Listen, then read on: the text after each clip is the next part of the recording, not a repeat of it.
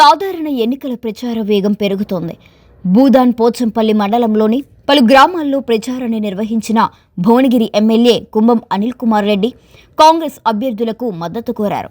పలు పార్టీల నుంచి కాంగ్రెస్లో చేరిన గ్రామస్తులతో మాట్లాడిన ఆయన గత 10 సంవత్సరాల బీఆర్ఎస్ పాలనపై విరుచుకుపడుతూ రేషన్ కార్డులు, డబుల్ బెడ్రూమ్ ఇళ్లు ఇవ్వక ప్రజలను మోసం చేశారని ఆరోపించారు.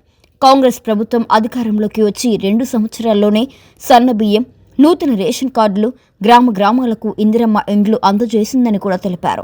మొదటి విడతలో ఇళ్లు రాని అర్హులకు 2వ విడతలో అందిస్తామని హామీ ఇచ్చారు. ఇప్పటికే ఎన్నో అభివృద్ధి కార్యక్రమాలు చేశామని గుర్తు చేసిన ఎమ్మెల్యే సర్పంచ్, వార్డు మెంబర్ అభ్యర్థులను గెలిపించాలని ప్రజలను కోరారు.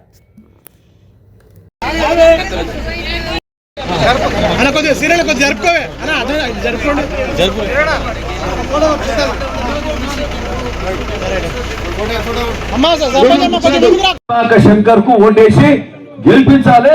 గెలిపిస్తే ఇంకా బాగా పనులు చేస్తామని ఈ సందర్భంగా మీకు మాటిస్తున్నాం. అదే అయితే ఇప్పుడు ఈ డ్రైనేజ్ అడిగిన మీరు ఈ డ్రైనేజ్ అడిగారు కదా, ఆ రోజు మేము పెట్టిన పైసలు సరిపోలేదన్నారు. ఇప్పుడు అంతే కదా, ఆ డ్రైనేజ్ మొత్తం కంప్లీట్ చేసే బాధ్యత మేము తీసుకుంటాం. ఓకే, ఎందుకంటే ఈ 10-20 లక్షలు కాదు, ఎక్కువ పైసలు అవసరం పడుతున్నాయి. నేను పెట్టిన డబ్బులతోటి సగం వరకు అయిందా?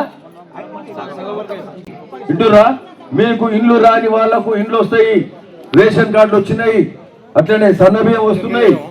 ఇవే కాక మనకు సంబంధించిన ఇంకా అనేక 2వ విడత ఇండ్లు కూడా తొందరగానే మొదలవుతాయి.